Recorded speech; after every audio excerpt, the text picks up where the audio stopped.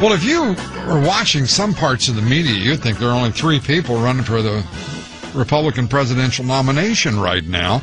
But the man who finished second in the Iowa straw poll by 1 vote, by the way, running a strong campaign, always at the top of polls, is Congressman Ron Paul. And I'm delighted now to be able to say welcome back to the show, Congressman Paul. Thank you, Lou. Good to be with you. Well, let me start by just asking you this. I don't quite understand how this happened within, it seems to me, 48 hours. All of a sudden, the national liberal media decided that there was Rick Perry, who had just entered the race. There was Mitt Romney and Michelle Bachmann, and that was pretty much the idea. What happened there? I don't have the answer. We'd have to figure out those who did it. And they were even caught on TV saying they weren't interested, flat out admitted it. So I don't know what their problem is, but fortunately they're not the only game in town. We still have radio shows that'll have us on. Yeehaw! And some television shows. Some television shows. I'm thankful that you'll still talk to me, so that's good. Well, it's always an honor to talk with you, Congressman.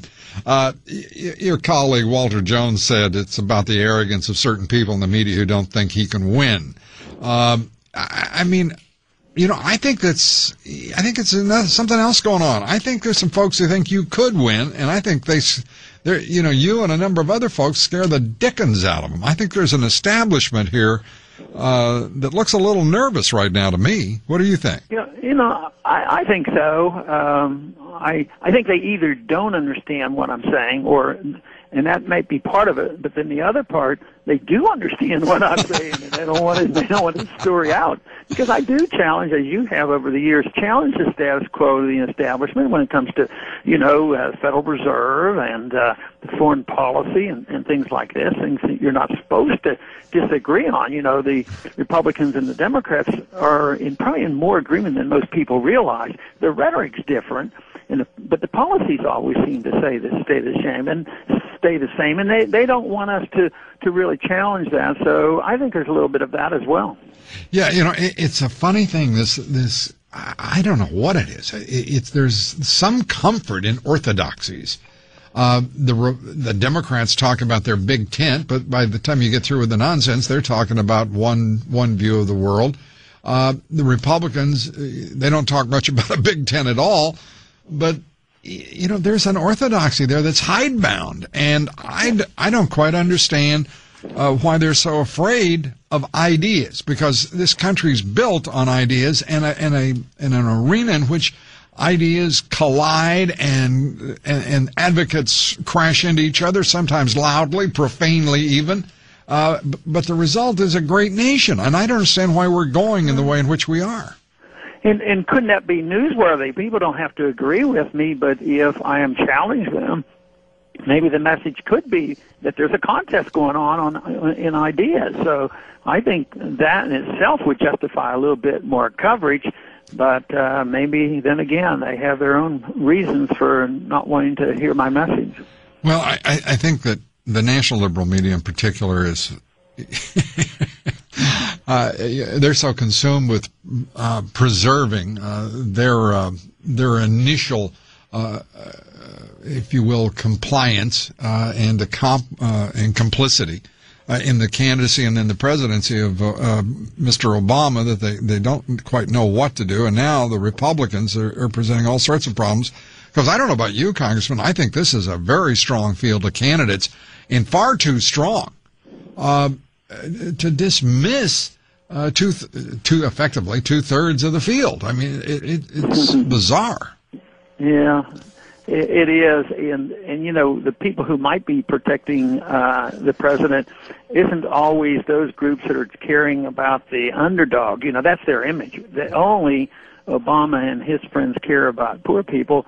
But why is it that it seems like he gets plenty of support from all those Wall Streeters and the big money and insurance companies and the drug companies? Yeah. I mean, if the Republicans have a negative image about dealing with moneyed interest, Obama just gets away with it, but I think he has his foot in that door as well.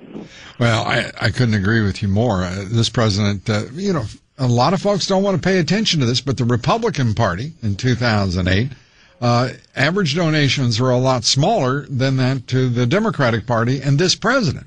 And that's just, again, that's not, you have to depart from the orthodoxy to actually report that, I guess.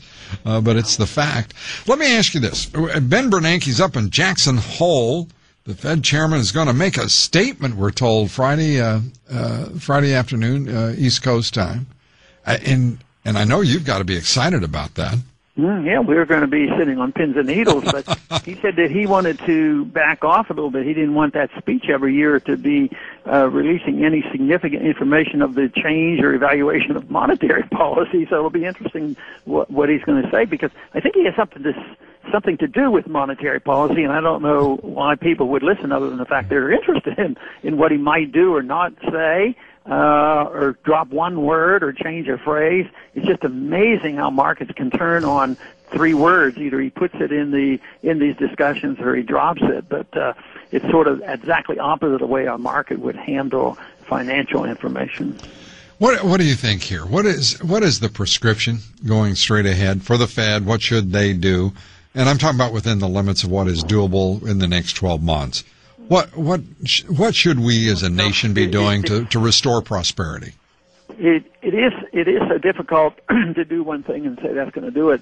Right. But I think what they have to do is quit the bailouts, because the bailouts tide us over and they prop up the mistakes. And the Austrian economists always argue you have to have corrections, you have to have liquidations, you have to have those who overextended themselves go bankrupt or pay off their bills instead of transferring that debt to the government. So the Fed very much involved in doing that, much more so than even the Congress, who bought up a lot of bad debt. And so the Fed shouldn't be in the business of bailing out. And they should have, if you're going to have the Fed and you're going to try to transition, it should be a much steadier policy. It shouldn't be, I think QE1 was when Greenspan kept the interest rates too low too long. Right. Then, of course, there is the real QE1 and the QE2. Are we going to have a QE3? And, of course, they pump that money in, and all of a sudden the numbers seem to improve, but the people didn't get their jobs, and the stocks went up, and of course that lasted, and now we're back down to where we were before QE2.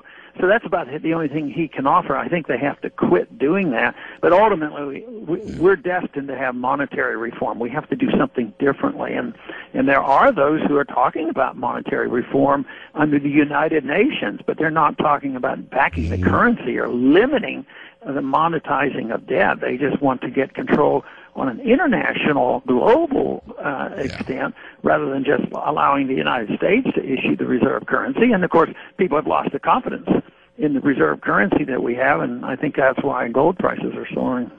Yeah, it's always fascinating to watch how the United Nations wants to play on a number of levels.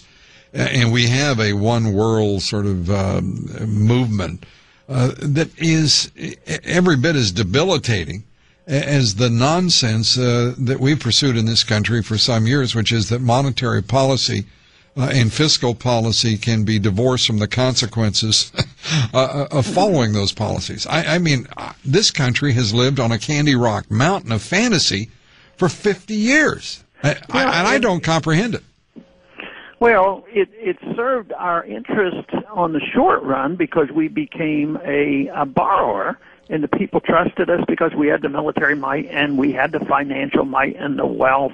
And still today, a lot of people, they don't believe that we could possibly fail, that we will always remain the powerhouse. Yeah. And therefore, we were able to gain our greatest export, and that was exporting our money, which also exported our jobs. Right. I mean, the jobs went overseas because we got more for our money, and the foreigners would take it. And I think that's a major part of what happened. But you need to get capital back and jobs back. You have to have a strong currency, and you have to have a tax code conducive that for the businessman to be willing to invest. But we don't have that now. It's over-regulation, over-taxation, too much government debt, too much manipulation by the Federal Reserve. So we've chased everybody home, and there is a lot of capital, there's a lot of savings, there's a lot of dollars, but a lot of it's overseas, and anybody who has it here at home are scared to do anything about it. And the banks are still doing well. They're back making big bucks again, and they have a lot of collateral now. But when it comes down to actually seeing these investments, no, the environment is lousy, and I don't see it changing in the near future. Yeah. Well, Congressman, we've got a lot to talk about, so I hope you'll come back soon. We enjoy the discussion and always are interested in what you've got to say. So thanks, Lou, for having me. And good luck, and give them hell. Okay. All right. Talk to you later. Congressman Ron Paul.